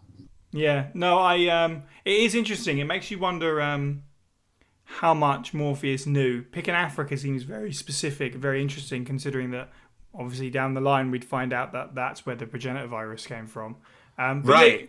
But more than that, as you said, this does actually have a bit of sort of connected tissue to 4 and 5 with biohazards on the black market. So it's nice to see that sort of represented, however briefly, in this game. It does actually have not an important part, but it fits nicely into the timeline, definitely. Yeah, like, and in summary, like, there isn't much to the story. There isn't much there, and even the files don't really add a tremendous amount. But it does link up some things, but not like as important as previous releases or later releases. Yeah. Can I interject? I just want to say, with Infinite Darkness now having been a thing and implicating the US government being on the shadier side, it could be argued that Bruce's intentions, if it was ever reused, aren't necessarily pure. And this is pure headcanon on my part, but the idea of we've played a previous protagonist who is not actually a great person, make any sense, would probably make this a lot more interesting for me. Unfortunately, Bruce is like wholesomely boring and a bumble. Yeah, he's most certainly he's one of these characters that's just never going to come back, which, I guess that's not too bad because he's not all that interesting. But as you say, perhaps it would be cool to see his sort of side of working with the government and doing the missions that he's been enlisted for, compared to somebody like a Leon, for example, when you talk about Infinite Darkness and how that ends. That kind of thing would be interesting to see. But Dead Aim is just one of those games now that just Capcom just don't acknowledge. It's a spin-off game, forever lost on the PS2. It's never been ported forward. So it's just going to be one of those titles that just gets lost to time and is not really regarded as important in the grand scheme of things. Whichever way you slice that. Which I think is in a way is kind of sad, considering maybe, I don't know whether they did it by accident or not, but the work they put into Morpheus. Yeah. I hope that can be picked up again, in the future, more on them and like who they are and where they could have gone potentially, or somebody else who picks up the baton. Yeah, it would be cool.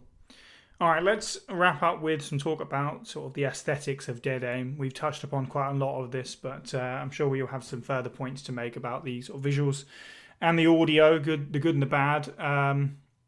James, why don't you start with this one? How did you feel about Dead Aim, aesthetically speaking? It's like visuals? Visuals or audio, whatever you like.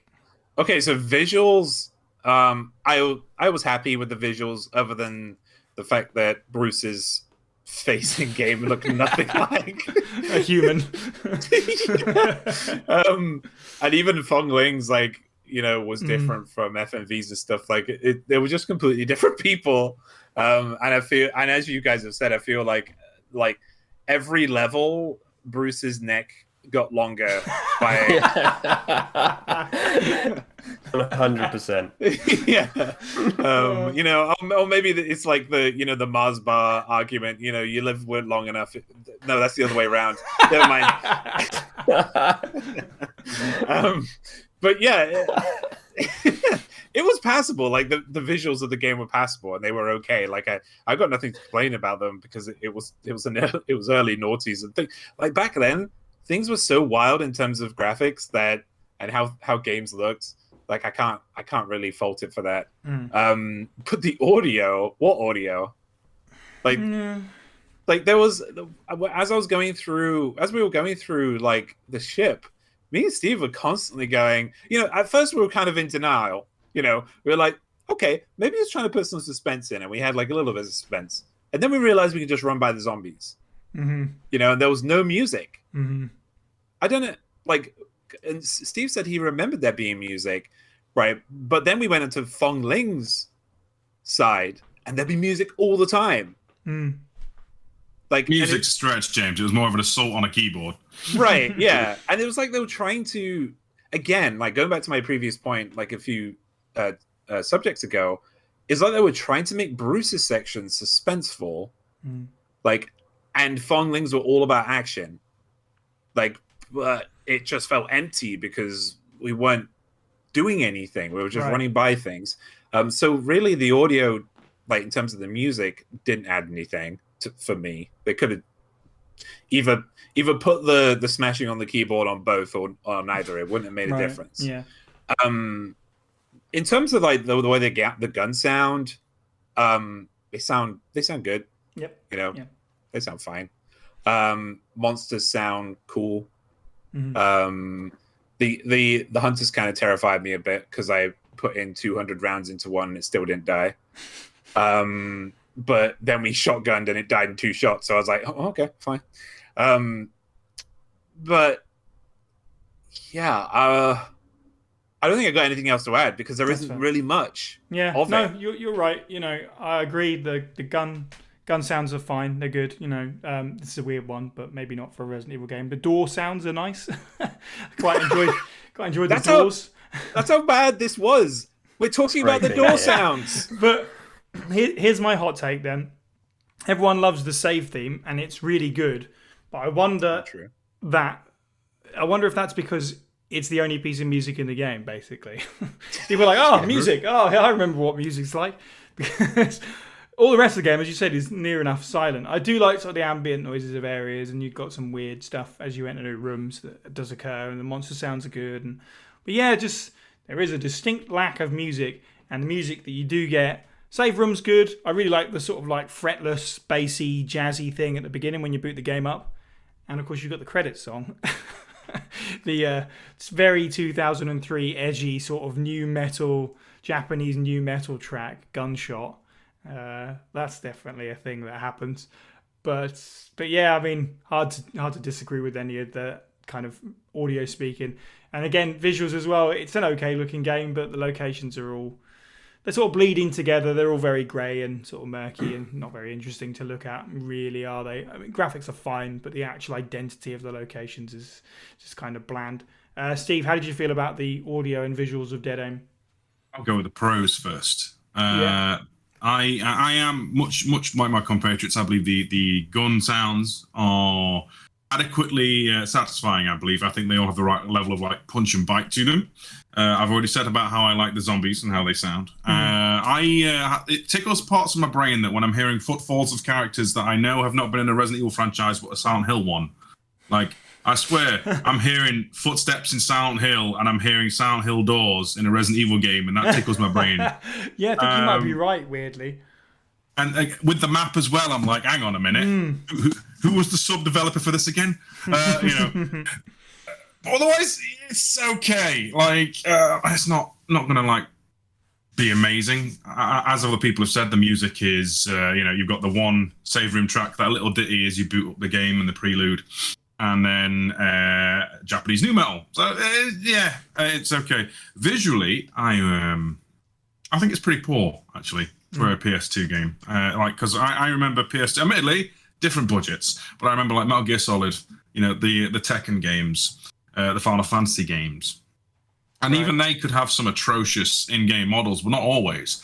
And I honestly think obviously the lighting is, I feel like it's a memory-saving issue because you're always in pitch darkness for the most part with like a bit of light around you or maybe a little bit of light in the distance, especially out of the ship. No, I feel like to get that 60 frames for a light gun game, they have made a lot of compromises visually. I'm probably getting my head on the chopping block for that. But I don't think it looks very good at all. If Bruce's in-game character model doesn't sell you on that. The FMVs are nice. I would say the FMVs for the time are some of the best on PS2 in terms of visual quality. Yeah, I mean, that's fair. I can see where you're coming from, certainly, with all of that. Kelsey, what's your thoughts on visuals and audio? Got a couple of things to say, but before I get into my audio-visual thoughts, you know when James said every time you see Bruce, his neck is longer. Yes. I mean, I'm still laughing about it in my head because it's so spot on. But does anyone remember Scary Movie 3? There's a scene, it rips off signs when the sheriff walks up and her hat is a certain size, and every time the camera cuts back, her hat gets bigger and bigger and bigger until it's this like ginormous, like 10-foot hat that she can't barely get in the car with. And I'm struggling to sort of put my thoughts together because I just can't stop thinking about that and this neck. Because towards the end, where they're both in the lift, there is one in particular shot where he's like profile on Bruce, and I was like, I'm not imagining this. His neck is freakishly long. So yeah, that's kind of a sticking point for this game. I'm going to be a bit more brutal, but like Steve said, the FMVs look amazing. You know, they're way too good for this game. A lot of the budget clearly went onto the FMVs, so no huge complaints there, really. The audio's bad, but the way they look is good. Outside of that, it's just really uninspiring. It's borderline PS1 graphics. The characters sort of look okay, but the environments just look really poor. Code Veronica came out before this, and it's like infinitely better. And MGS2, like Steve said, which again I know people. I know there's different budgets, and I know that some people. I think Sherwin made a great point about Code Veronica on the podcast about it, saying that lost some of the texture and interest that the pre-rendered backgrounds give you, which he's completely right about, but still the graphics and detail in Code Veronica are better than this game. Yeah. The mechanics, like Steve said, to make it a light gun took the precedent. Visuals suffered because of it. They're just really, really not great. The audio mixing is so bad. You can barely hear them in the cutscenes. Sounds like the levels are all over the place. The gun sound effects, yeah, no complaints, I suppose. But the BOW noises, again, sometimes they sound like they're just recorded with like different equipment, and they're all different quality. The visuals and audio really, really let this game down for me. The soap opera like telenovela music when you first fire up the game is just so utterly ridiculous. So I laughed at that. I do enjoy it for that, but for the wrong reasons. Then there's no soundtrack. There's just no music. There's the save room theme, and then there's that weird theme that I think they reuse 4 times, and like that's it. So just that side of things is a big disappointment for me.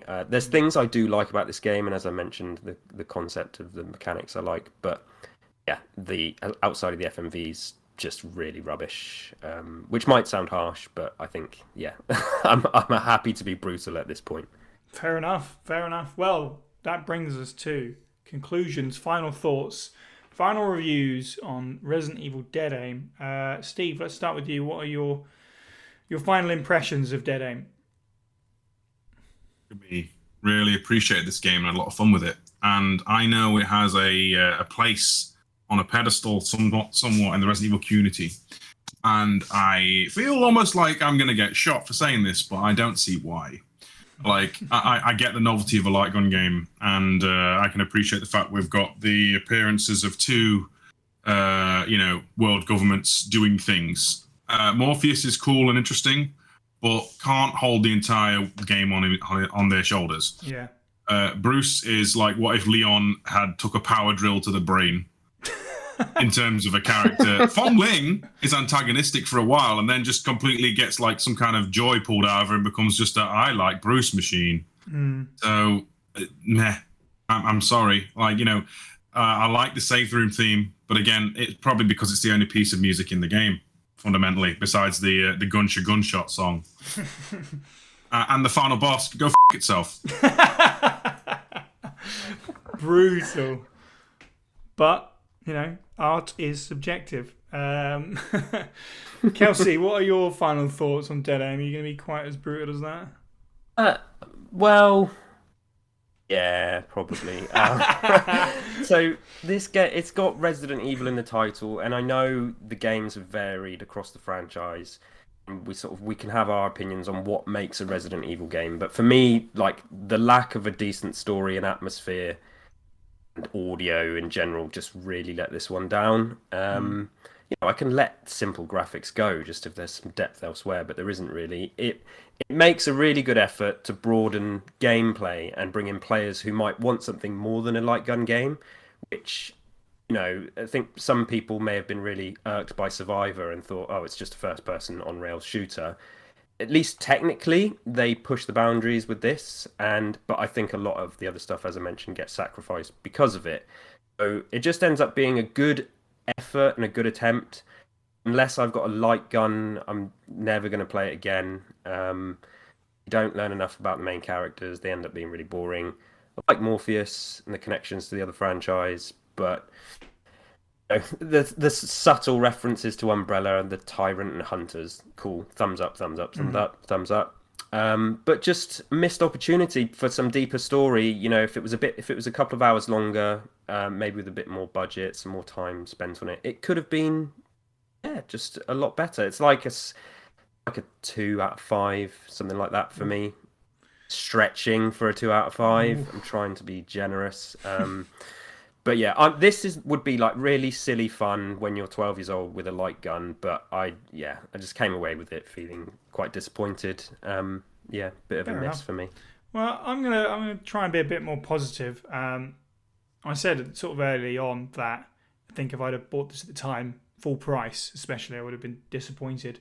I think where I am now, I'm way less disappointed than I would have been. Perhaps that's because I already had it on the shelf and I didn't have to pay any money for it. I don't know. But I enjoyed it for what it was. And perhaps elements of nostalgia, not necessarily for this game because I'd never played it before, but for that time in gaming. This can sound a bit like a weird one, really, because the sort of perspective of Resident Evil games is always a contentious thing to talk about, over the shoulder, first person, fixed camera. But these days, I feel like Resident Evil knows a bit more about what it is, and gaming in general, to not buck some trends and not try some new stuff. Okay, we've got online multiplayer stuff with Resistance and RE-verse, hopefully, if it ever comes out. But even that plays how you'd expect and you'd understand it. Stuff like this in the early 2000s, when I don't want to use the term Wild West, feels a bit overplayed, but it really was just a moment where it was like, let's just try stuff and see what sticks. It was just kind of like, as you guys have said, like a pre-RE4, RE4. It was a time of transition in gaming in general, but especially for the series. So I kind of like it for that. It's a really interesting sort of moment in time, and it has some charm to it. Maybe even some of the bad stuff is kind of at least funny in a charming way. Bruce's neck, for example. But yeah, there are elements that I actually kind of like. I'm glad I played it. I probably won't play it very often, but at least it's short, so you can blast through it if you want.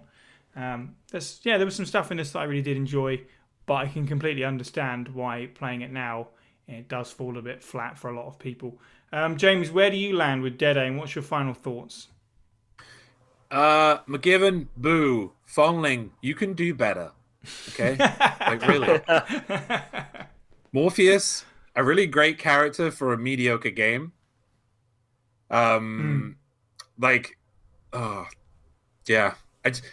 Morpheus would have been a great character in a game that had better story writing and like you were saying earlier on, how they were, it's not on them, right? But they were just having a laugh with the voice acting and stuff. Mm-hmm. And it was in an era where we weren't taking this kind of stuff very seriously. Right, this is true. That's true. We should have been. But yeah, it would have been nice to have hit them in another character, in another game. The cover art is dope, but it doesn't like connect to the game at all. Mm-hmm. Like, I mean, you got the crosshair, but everything else, no. Like, you don't get the it's got the really cool kind of like the contrast of the red and the black and the white, but you never see any of that in this movie. In this game. Yeah.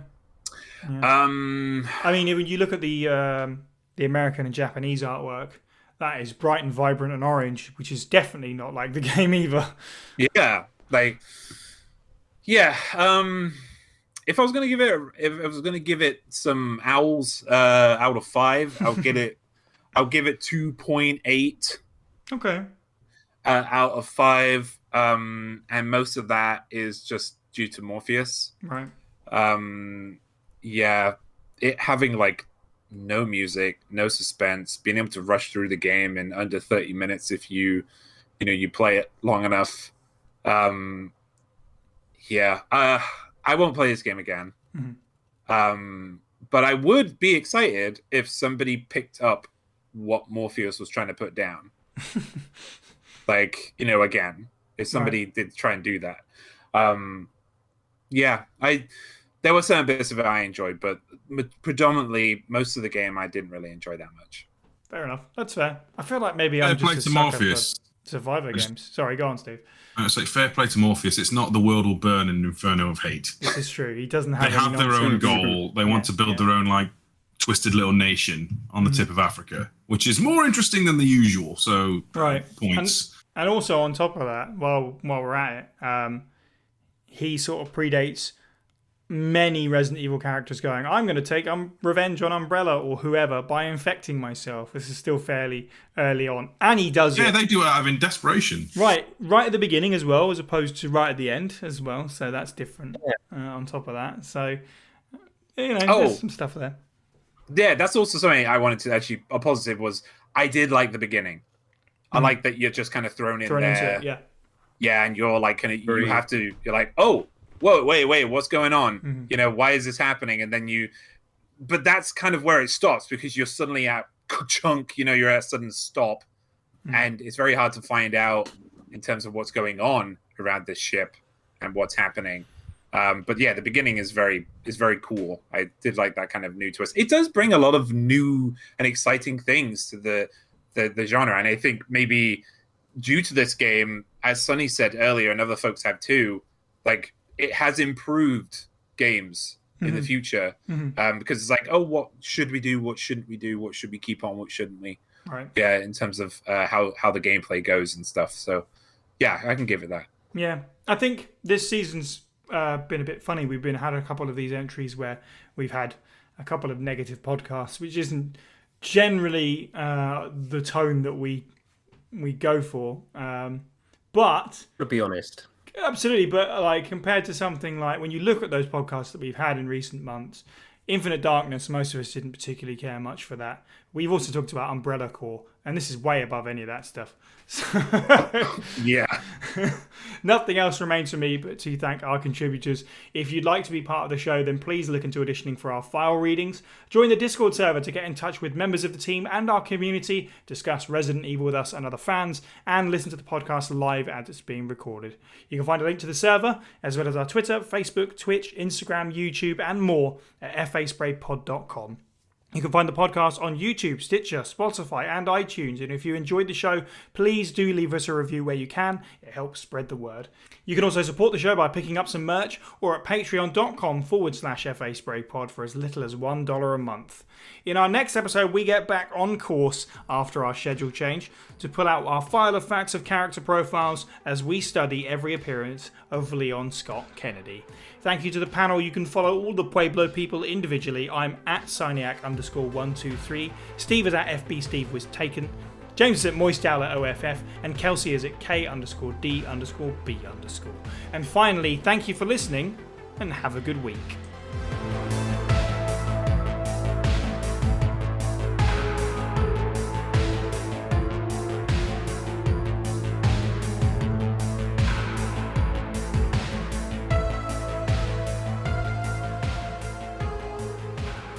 Like, I was harsh on Survivor, but in comparison, Survivor's like if this is a fucking 4 or something, Survivor's a goddamn 8. You know? Yeah, it is. Anyway. Oh man. I feel like I've been way too harsh on these reviews. Podcast breakdowns. I think it's just, as I say, we've had a funny run of subjects this year. It's just the way it's worked out. Because at the beginning of the season, Leon, though. Yeah, true. Sonny Bauer would like to know your location. The beginning of this year, we did RE1, RE4, and Village when it was brand new. So lots of big, exciting stuff. And now at the end of the season, we've just wound up. It's like going downhill, isn't it? Yeah, it's a full-on pendulum scale. We've gone from the high highs to low lows. Yeah, let's hope that the new film's really good then. Holes.